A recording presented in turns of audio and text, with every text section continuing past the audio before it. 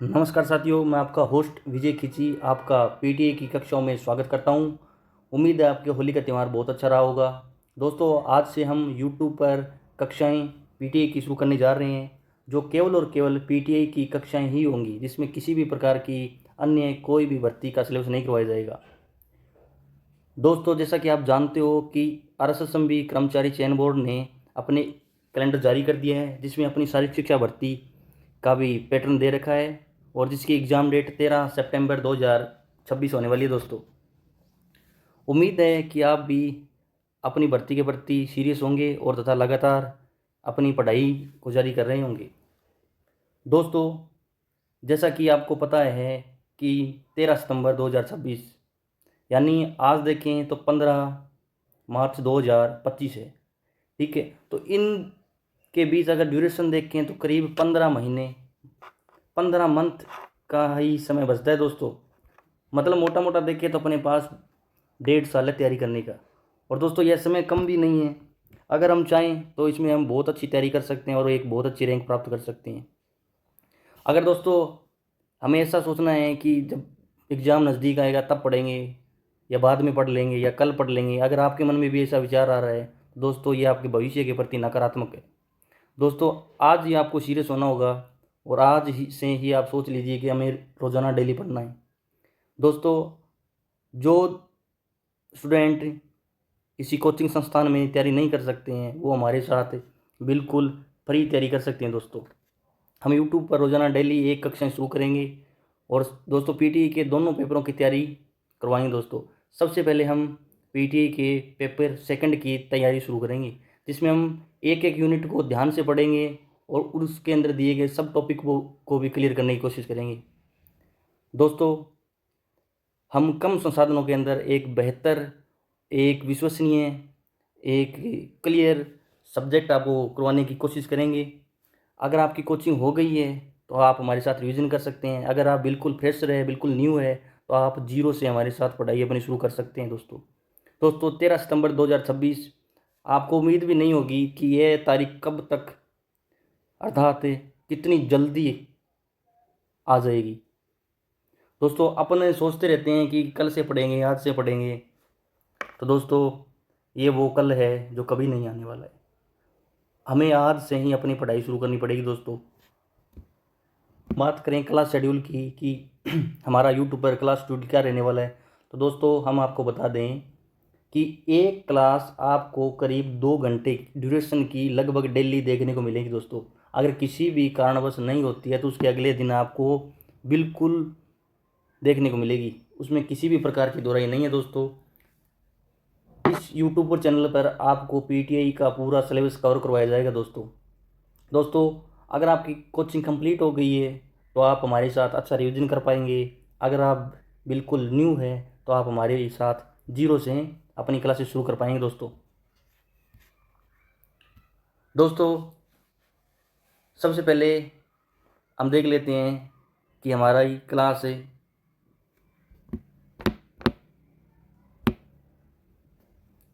साथियों, सबसे महत्वपूर्ण बात है कि कितनी पोस्ट आने की संभावना है। जहाँ कहीं भी देखिए एक भी सवाल उठता है और हर बच्चा एक ही सवाल पूछता है और हर बच्चे के मन में एक ही सवाल है कि सर कितनी पोस्ट आने की संभावना है।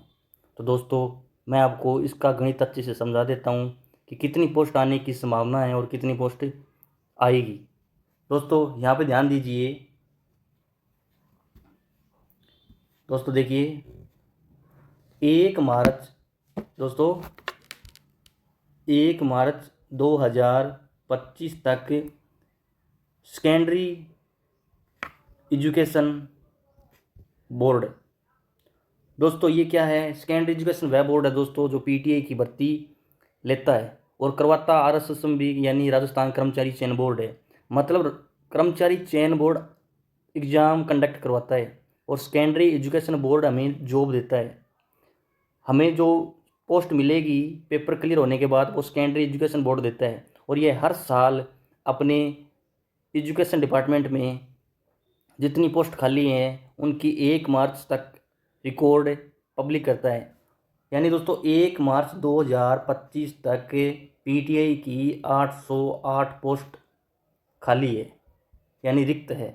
और दोस्तों आप सोच रहे होंगे कि केवल 808 पोस्ट पर ही वैकेंसी आने को है, पर दोस्तों ऐसा नहीं है। क्यों नहीं है, इसका गणित मैं आपको समझा देता हूँ। यह भर्ती काफ़ी बड़ी देखने को मिलेगी दोस्तों। कैसे देखने को मिलेगी, देखिए 2000 यानी 25 सितंबर 2025 को, सॉरी 2022 को जो पीटीए की भर्ती आई थी ना दोस्तों, उसमें 5500 यानी 5556 पोस्ट या 46 पोस्ट के आसपास वैकेंसी थी, जिसमें करीब 1100 पोस्टें खाली रह गई थी। यानी 1100 बच्चे ऐसे रह गए थे जो 40% प्रथम पेपर का क्वालिफिकेशन क्राइटेरिया क्लियर नहीं कर पाए थे। अगर ये 1100 पोस्ट कन्फर्म जुड़ेगी तो दोस्तों यह भर्ती काफ़ी बड़ी हो जाएगी दोस्तों। कैसे हो जाएगी मैं आपको अभी बताता हूँ।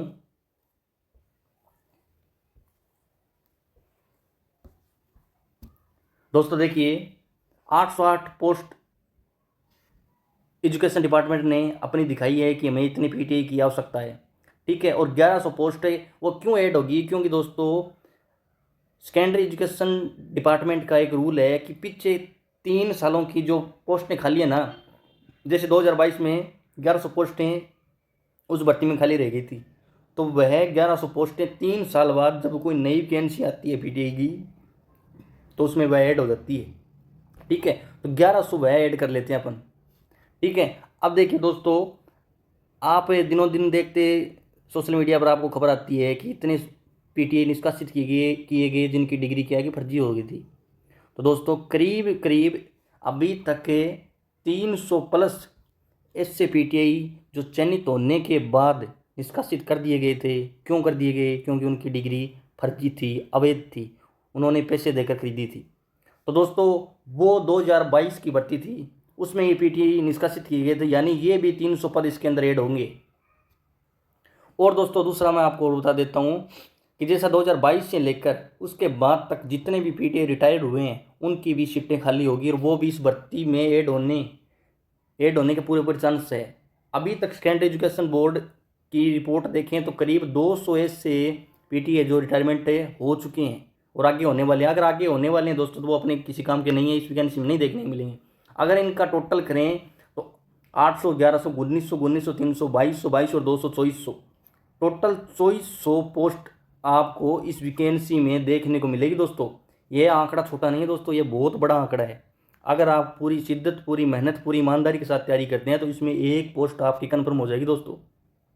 चलो मान लेते हैं 2400 की नहीं आएगी दोस्तों, उस एवरेज रेशियो देखें तो अपन कम से कम 2000 पोस्टें से नीचे नहीं आने वाली वैकेंसी आएगी, तो 2000 पोस्टों के ऊपर ही वैकेंसी आएगी दोस्तों। यह पोस्टें काफ़ी बड़ी संख्या में होने वाली है, तो आपको तैयारी भी अच्छी करनी पड़ेगी। जैसा कि आपको पता है कि पिछली बार कितने फॉर्म भरे गए थे, मैं आपको भी बता देता हूँ। करीब पिछली बार ऐसा मान लेते हैं 5500 पोस्टें थी, ठीक है, 5500 पोस्टें थी, और उसमें करीब 3 लाख फॉर्म भरे गए थे दोस्तों। और जिसमें करीब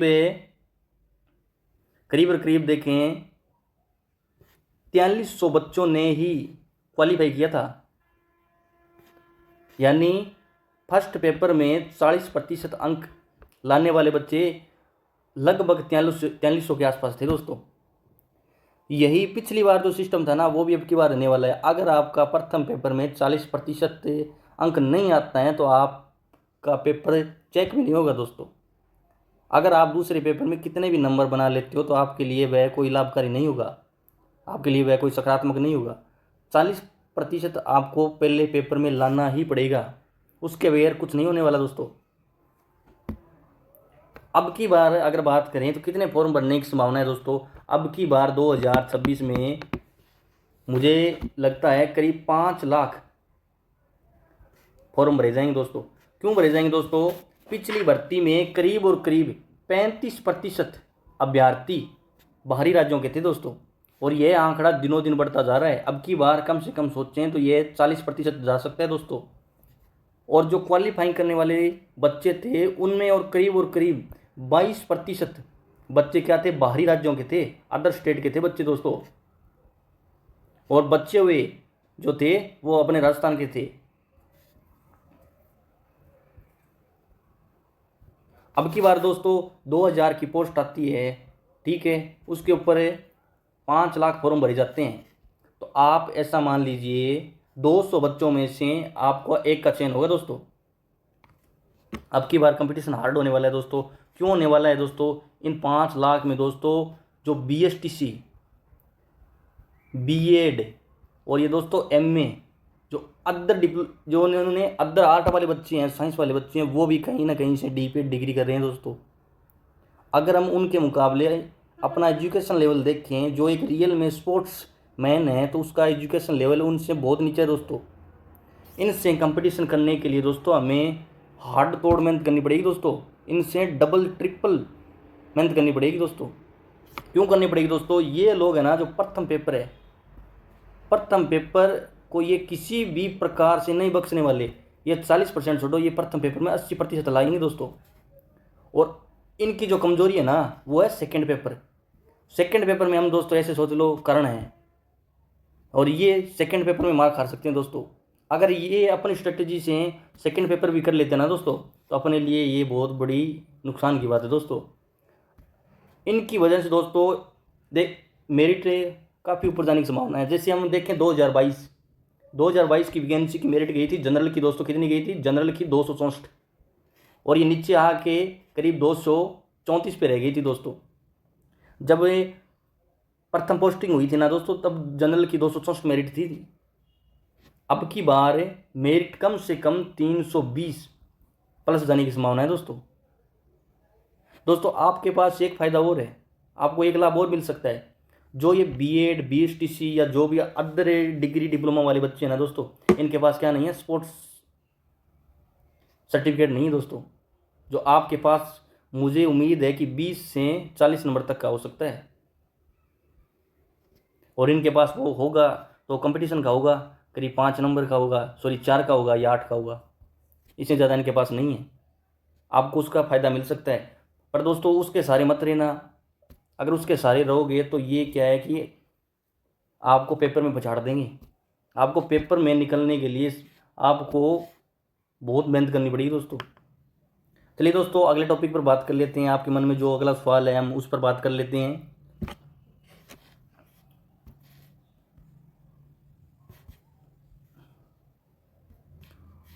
दोस्तों बहुत लोगों के प्रश्न आ रहे हैं कि सर फॉर्म कब तक भरे जाएंगे, कि सर फॉर्म कब तक भरे जाएंगे। तो दोस्तों मैं आपको बता देता हूं कि आपके फॉर्म में उम्मीद है कि मार्च 2026, मार्च या अप्रैल से लेकर जून तक भरे जाने की संभावना है। क्यों है दोस्तों? क्योंकि राजस्थान कर्मचारी बोर्ड का एक रूल है कि अगर आप कोई भी वैकेंसी कंडक्ट करवाते हो तो आपको बच्चों को फार्म भरने के पश्चात कम से कम 3 महीने या 6 मंथ यानी 6 महीने का समय देना पड़ेगा। जो कर्मचारी चयन बोर्ड रूल मानता है वो 3 मंथ का मानता है, 3 माह का। तो दोस्तों आपको 3 महीने मिलेंगे, और 3 महीने आप सोचो कि फार्म भरने के बाद पढ़ेंगे, 3 महीनों में क्या कर लोगे आप? 3 महीनों में आप सेकंड पेपर का पूरा सिलेबस नहीं कर पाओगे, और रिवीजन कहाँ से करोगे उसका? आपको इतनी कन्फ्यूजन हो जाएगी कि आपका जो सवाल होगा वो पूछ क्या रहा होगा और आपके दिमाग में चल कुछ और रहा होगा, तो आप क्या कर पाओगे? ऐसे में आप गलत करोगे, आपको 1/3 नेगेटिव मार्किंग लगेगी, और आपका 3 के साथ चौथा भी क्वेश्चन गलत हो जाएगा। इस प्रकार आप माइनस में चले जाओगे। तो दोस्तों जैसा हम देखें कि फॉर्म कब तक भरे जाएंगे।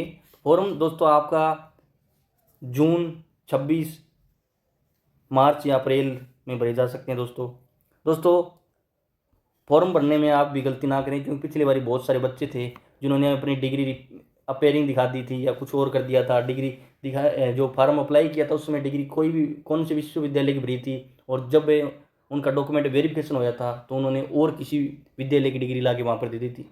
तो वहाँ पर ऐसे बच्चों के साथ बहुत ज़्यादा अब सोचने वाली बात है क्या हुआ होगा। उनको दोस्तों उनकी डॉक्यूमेंट वेरिफिकेशन नहीं हुआ, उनको भगा दिया वहाँ से, उनके डॉक्यूमेंट है ना वो भी जब्त कर लिए और उनके ऊपर कार्रवाई हुई थी दोस्तों। दोस्तों हम देखें अगला सवाल क्या होगा, आपके मन में क्या चल रहा होगा। हाँ दोस्तों, ये सवाल बहुत सारे बच्चों के मन में रहता है कि सर स्मार्ट तैयारी कैसे करें, स्मार्ट तैयारी कैसे करें। दोस्तों स्मार्ट तैयारी आपको इस पेपर में ही सफलता दिलाएगी, अदरवाइज़ आप तैयारी करते रहोगे कुछ नहीं होने वाला दोस्तों।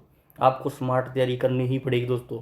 आपको की पॉइंट के ज़रिए ही क्वेश्चन को हल करना पड़ेगा दोस्तों।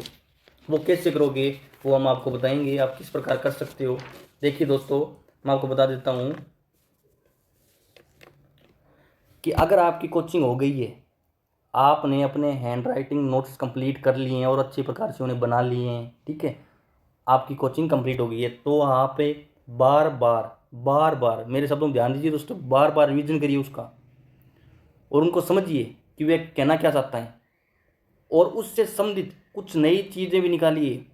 जैसे हम देखते हैं कि हम भागते रहते हैं और हमें थकान हो जाती है, तो हमारी क्या है, घुटनों में मांसपेशियों में क्या होता है, लैक्टिक एसिड बनने लगता है दोस्तों, ठीक है। और उसका एक क्वेश्चन आता है कि जब हम थक जाते हैं तो हमारी मांसपेशियों में कहीं आ जाता है जकड़न, गठन, खून का जमना, लैक्टिक एसिड बनना। तो दोस्तों ऐसे में अगर आपको पता होगा कि लैक्टिक एसिड क्या है, ये किस प्रकार से काम करता है, इसमें कितने प्रकार के अम्ल है और ये कैसे कैसे इसको हटाया जा सकता है, तो ये आप उस क्वेश्चन को हल कर पाओगे, वरना आप रटते रह जाओगे लैक्टिक एसिड, आपको पता भी नहीं चलेगा क्या है। तो इसलिए आपको दोस्तों स्मार्ट तैयारी करनी पड़ेगी। अगर आपकी कोचिंग हो गई है तो बार बार रिवीजन करिए। अगर आप बार बार रिवीजन करते रहेंगे तो ही आपको बेनिफिट है। अगर आपने कोचिंग कर ली और आप सोच रहे हो कि हमने कोचिंग कर ली अब तो हमारा सिलेक्शन पक्का है, तो दोस्तों आप अपने आप को स्वयं मूर्ख बना रहे हो दोस्तों। आपको कोई भी मूर्ख नहीं बना रहा है, आप स्वयं अपने आप को बना रहे हो। आपको उस चीज़ का बार बार रिवीजन करना चाहिए। अगर आपने कोचिंग नहीं की है तो आप कोई भी संस्थान से या कोचिंग से पहले कोचिंग कीजिए, क्योंकि अगर आप रियल में एक स्पोर्ट्समैन है ना, तो आपको मैं श्योर कह सकता हूँ कि आपको सिलेबस का भी नहीं पता। क्योंकि दोस्तों हम ज़्यादा ग्राउंड में ध्यान देते हैं और किताबों में कम ध्यान देते हैं दोस्तों। इसलिए आप ईमानदार बनिए और आपके भविष्य के प्रति सचेत हो जाइए दोस्तों। अगर आपकी कोचिंग नहीं हुई है तो आपको सबसे पहले कोचिंग करनी चाहिए। कोई भी किसी कोचिंग से कर सकते हो या हमारे साथ कर सकते हो, ठीक है। दोस्तों स्मार्ट तैयारी किस प्रकार करें, पॉइंट नंबर 1, ठीक है। इसमें हम क्या कर सकते हैं दोस्तों, जैसा कि बहुत सारे कोचिंग संस्थान आपको बहुत सारा मटेरियल पढ़ाते हैं दोस्तों, बहुत सारा अनावश्यक मटेरियल पढ़ाते हैं। क्यों पढ़ाते हैं? अपनी कोचिंग की विश्वसनीय बनाए रखने के लिए, अपनी कोचिंग का प्रचार करने के लिए कि हमने इतना सारा पढ़ाया है कि आखिर इसमें से क्वेश्चन जाएगा तो जाएगा कहाँ, पर वो क्वेश्चन पता नहीं कहाँ से आता है, कैसे आता है, और उस कोचिंग का जो मटेरियल है वो धरा के धरा रह जाता है सर। पिछली बार भी ऐसे हुआ था, कई बच्चों ने कम से कम 2 या 3, कुछ बच्चे तो ऐसे देखने को मिले थे जिन्होंने 4 अलग अलग कोचिंग संस्थान से कोचिंग कर रखी थी तथा नोट्स बना रखे थे। और दोस्तों मैं बता देता हूँ, उनका सिलेक्शन किसी एक भी बच्चे का नहीं हुआ था। सफल वही रहा जिसने एक कोचिंग से कोचिंग ली और उसका बार बार रिवीजन किया, उस पर सेल्फ फोकस किया और नई नई खोजें की और नए नए क्वेश्चन निकालने, वही बच्चा उसमें सफल रहा दोस्तों। ये जो 40% वाला नियम है ना, ये स्पोर्ट्समैन के लिए ऐसा सोच लो कि उस पर गले पर लटकती हुई तलवार ही है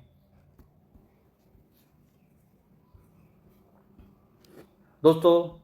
सबसे पहले आपको जो आपका अनावश्यक सिलेबस है ना, अनावश्यक है, उसमें आपको कॉस्ट कटिंग करनी पड़ेगी दोस्तों। अनावश्यक सिलेबस है ना, उसको छांटना होगा या काटना होगा या उसमें से अलग करना होगा। दूसरा क्या है कि जो सबसे ज़्यादा उपयोगी टॉपिक है या उपयोगी चीज़ें हैं, ठीक है, उनको बार बार रिवीजन करिए और पिछले जो PYQ है उनसे मिलान कीजिए। PYQ, previous year question paper, उनका आपको बार बार अध्ययन करना है और उसका ट्रेंड समझना है कि बोर्ड या एग्जामिनर आपसे क्या पूछना चाहता है, आपको आपका माइंड लेवल किस तरह का होना चाहिए, ठीक है। और अगर हम तीसरा देखें तो तीसरा अपने को क्या करना है कि परीक्षा का ट्रेंड समझना है। क्या समझना है दोस्तों? पेपर का ट्रेंड समझना है। जैसे आपको क्या करना है, 2022, 2018, 2011, 2013, ये चारों पेपर आप गूगल से डाउनलोड कर लीजिए और उनमें क्या ट्रेंड चल रहा है उनको पकड़ने की कोशिश करिए दोस्तों। आपको जब इनका अध्ययन करोगे तो उसमें से 6 या 7 क्वेश्चन ऐसे होंगे दोस्तों जो पिछले 2011 की वैकेंसी से बार बार पूछे जा रहे हैं दोस्तों। और दोस्तों वो क्वेश्चन आप पकड़ लेते हो ना दोस्तों, आपको 7 या 6 नंबर का बेनिफिट ऑटोमेटिक मिल जाता है। और उन पे किसी भी प्रकार की रिट नहीं लगती है दोस्तों, वह कोर्ट में नहीं जाते हैं, उनका आंसर नहीं बदलता है। क्यों क्यों नहीं बदलता है कि 2010 में बोर्ड उसका ऑप्शन जो रियल ऑथेंटिक आंसर है वही मानता रहा है, तो आगे भी वही बोर्ड को मानना पड़ेगा। अगर नहीं मानता है तो बोर्ड पे सवाल उठेंगे और बोर्ड उसका जवाब नहीं दे पाएगा और आपको बोनस अंक मिलेगा दोस्तों। अगर हम तीसरी बात करें,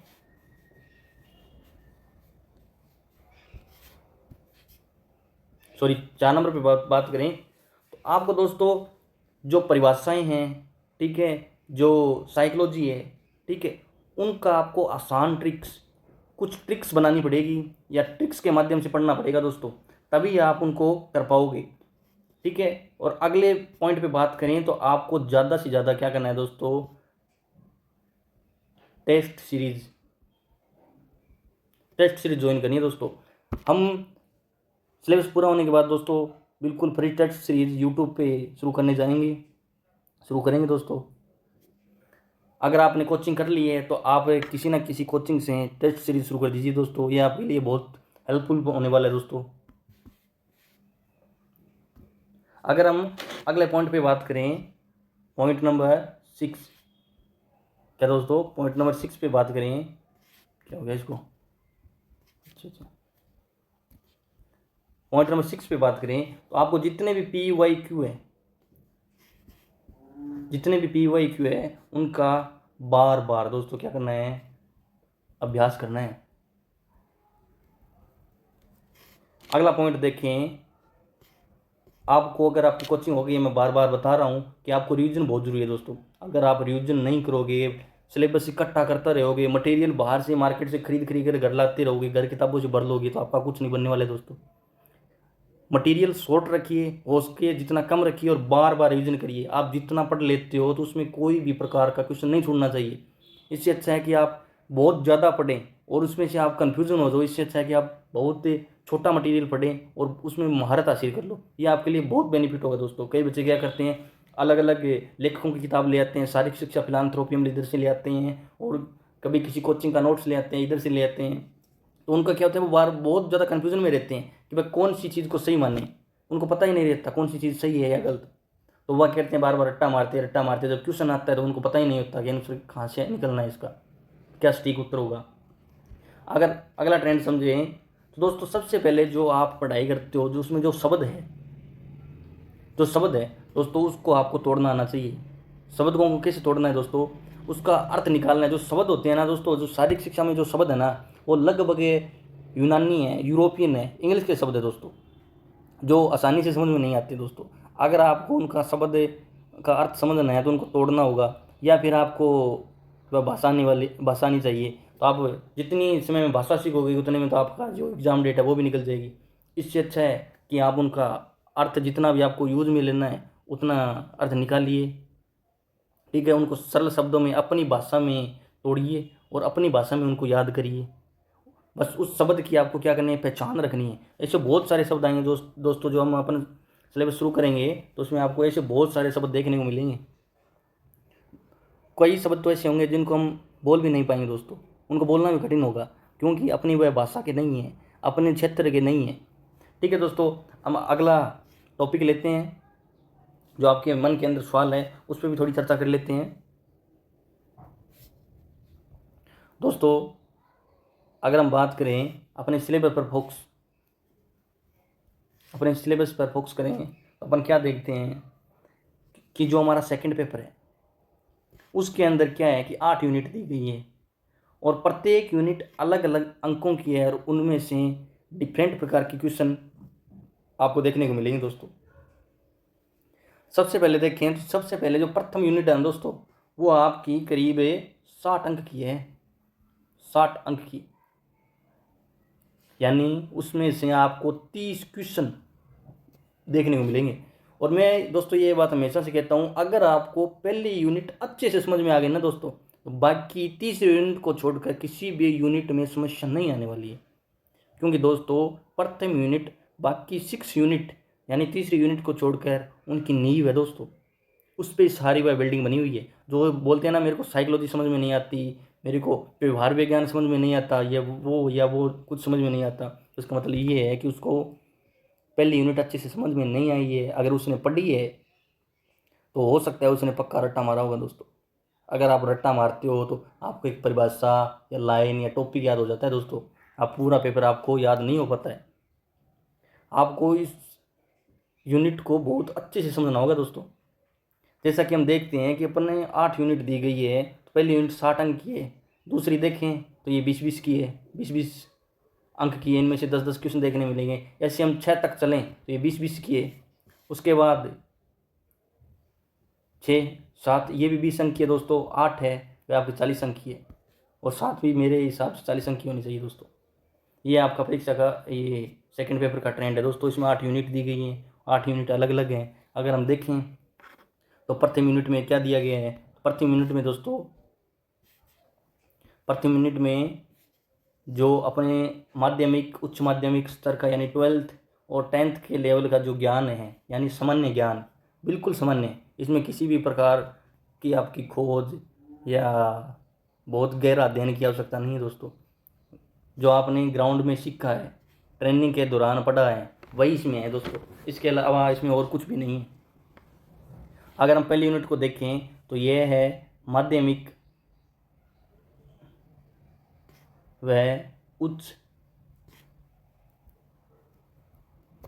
माध्यमिक स्तर का सामान्य ज्ञान।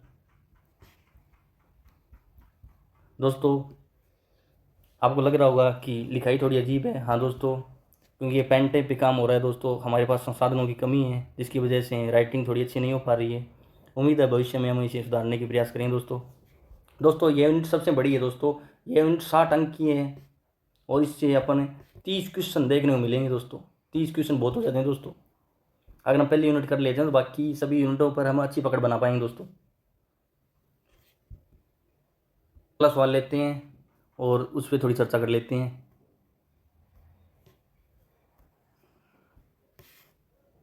दोस्तों हमारा सिलेबस, ठीक है, हम जो सिलेबस है उसको कहाँ से उठाने वाले हैं, उसका मटेरियल कौन से लेखक का है, उस पर भी थोड़ी दोस्तों चर्चा कर लेते हैं। क्योंकि बहुत सारे ऐसे कोचिंग संस्थान हैं जो अपना अपना मटेरियल है वो अलग अलग रखते हैं। जैसे दृष्टि पब्लिकेशन है, ठीक है, बहुत सारे ऐसे हैं जो अपना अपना सिलेबस और मटेरियल क्या कि अलग अलग टीचरों से तैयार करवाते हैं दोस्तों। ऐसे में हमारे पास जो मटेरियल रहने वाला है वो आरबीडी का रहने वाला है दोस्तों। आपने नाम तो सुना ही होगा, आरबीडी पब्लिकेशन है दोस्तों। काफ़ी अच्छा ब्रांड मटेरियल प्रोवाइड करवाते हैं दोस्तों। जो हम शारीरिक शिक्षा पेपर सेकंड का जो मटेरियल देखेंगे वह है डॉक्टर अभिनव राठौड़ का हैंड राइटिंग नोट्स होगा दोस्तों आपने डॉक्टर अभिनव राठौड़ का नाम तो सुना ही होगा, जिन्होंने अपनी शारीरिक शिक्षा के अंदर फिलानथ्रोपियम पुस्तक है जो इन्होंने लिखी है, उसी का मटेरियल यूज़ करने वाले हैं दोस्तों। यह पुस्तक बहुत ही सरल भाषा और बहुत ही अच्छे शब्दों में लिखी गई है। अगर आप हमारे साथ इसको बार बार रिविजन करते हो तो आपको दोस्तों जो आप हैंड राइट नोट्स बनाते हो उसकी आवश्यकता नहीं पड़ेगी। आप अगर ये बाज़ार से या आफ्टर मार्केट से यह पुस्तक खरीद लेते हो तो आपको हैंड राइटिंग नोट्स की नहीं आवश्यकता पड़ेगी। हम इसको पूरा करवा देंगे और बार बार आप इसका रिविजन करेंगे। तो हम आपको बता देते हैं कि पिछली बार 2022 की जो वैकेंसी थी ना दोस्तों, जो वैकेंसी थी उसमें 85% से भी क्या दोस्तों 85% से भी प्लस क्वेश्चन अकेली फिलानथ्रोपियम जो पुस्तक है जो डॉक्टर अभिनव राठौड़ द्वारा लिखी गई है उससे PYQ यानी हूबहू देखने को मिले थे दोस्तों। 85%, यह बहुत हो जाता है दोस्तों। और बाकी कोचिंग देखें तो 45% या 55 या 60% से ऊपर नहीं जा पाए थे दोस्तों। और वहीं अकेली ऐसी फिलानथ्रोपियम पुस्तक थी जिसने 85% से भी अधिक line to line question paper में हूबहू देखने को मिले थे दोस्तों। और वहीं जो बहुत सारे कोचिंग संस्थान दावा करते हैं कि हमारे बच्चों में से 400 का सिलेक्शन हुआ है दोस्तों, वह एक भ्रांति है। जो हम जैसे हम शारीरिक शिक्षा की भ्रांतियाँ पढ़ेंगे आपको पता चल जाएगा कि किस प्रकार की उन लोगों ने साइकोलॉजी क्रिएट की थी और बच्चों से कितने पैसों की लूट की थी दोस्तों। जो बच्चे उन कोचिंगों में गए हुए थे आज भी उनको आप सोच नहीं सकते हो ऐसी भाषा में उनसे बात करते हैं दोस्तों। दोस्तों हम आगे की राह में देखेंगे, जैसा कि दोस्तों मैंने आपको बताया कि हमारा जो मटेरियल है वो आरबीडी का रहने वाला है। दोस्तों हम ये आरबीडी का मटेरियल क्यों शो कर रहे हैं, क्योंकि दोस्तों अगर हम बिना इजाज़त के अगर आरबीडी का मटेरियल यूज़ करते हैं तो हो सकता है वो हमारे ऊपर स्ट्राइक लगा दे।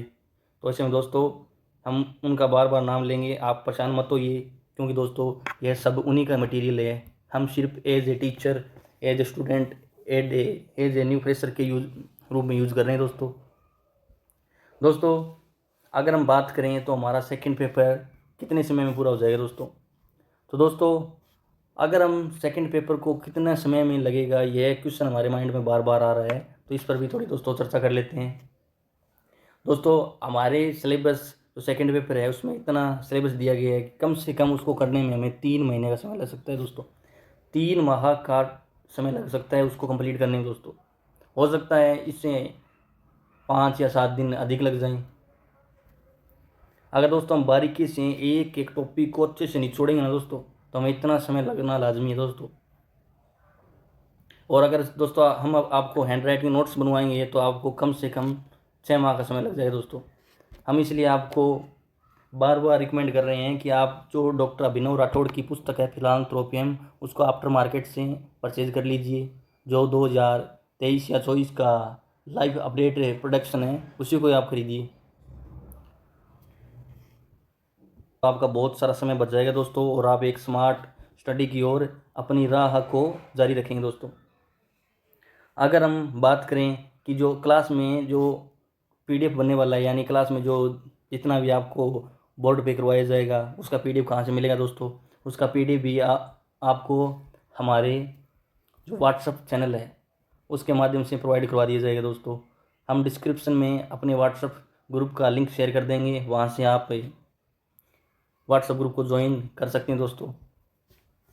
आपको हर रोज़ जितने भी क्लास में बोर्ड पे जो स्लाइड बनेगी उसका एक पीडीएफ बना के आपको डलवा देंगे दोस्तों, और आप उसको देख लीजिएगा, पढ़ लीजिएगा। वैसे दोस्तों आप अगर यह बुक फिलांथ्रोपियम बाज़ार से खरीद लेते हो तो आपको पीडीएफ की आवश्यकता नहीं पड़ेगी दोस्तों, क्योंकि हम उसी के मटेरियल यूज़ करने वाले हैं दोस्तों। फिर भी आपको सिलेबस से अदर बोर्ड पे कुछ करवाया जाता है तो उसका आपको पीडीएफ हमारे व्हाट्सएप ग्रुप में मिल जाएगा, जो इस यूट्यूब चैनल की डिस्क्रिप्शन में लिंक मिलेगा, उससे आप ज्वाइन कर सकते हो।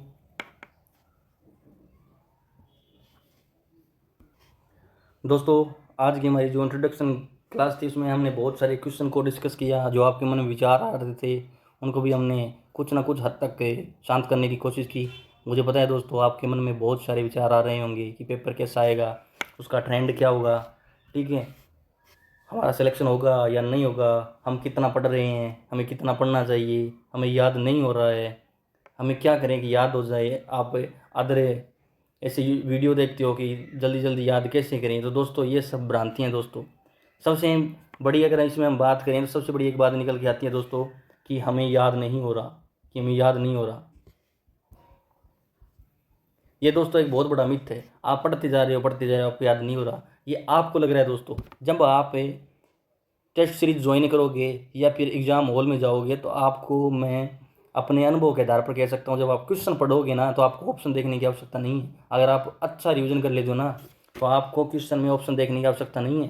प्रश्न पढ़ते ही आपके दिमाग में एक ऑप्शन निकल के आ जाएगा और वही आपको ऑप्शन ए बी सी और डी इन चारों में देखने को मिलेगा दोस्तों कितना पढ़ना चाहिए, कितना पढ़ पा रहे हो दोस्तों, इस बात पे भी थोड़ी चर्चा कर लेते हैं। अगर आप दोस्तों दिन में अभी 6 घंटे पढ़ पा रहे हो ना दोस्तों, तो आपका सिलेक्शन श्योर है दोस्तों। पढ़ने का अर्थ नहीं है दोस्तों कि आपने किताब खोल ली या यूट्यूब खोल लिया, ईयरफोन लगा लिया या किसी से अदर सोशल मीडिया पर ज्वाइन हो रखे हो और उसमें आप क्लासें अटेंड कर रहे हो। दोस्तों इसे पढ़ना नहीं